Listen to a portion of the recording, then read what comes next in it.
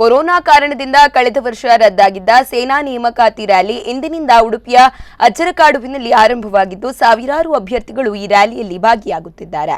ಉಡುಪಿಯ ಅಜ್ಜರಕಾಡುವಿನ ಮಹಾತ್ಮ ಗಾಂಧಿ ಕ್ರೀಡಾಂಗಣದಲ್ಲಿ ಸೇನೆಗೆ ಸೇರಲು ತವಕಿಸುವ ಅಭ್ಯರ್ಥಿಗಳ ದಂಡೆ ನೆರೆದಿದೆ.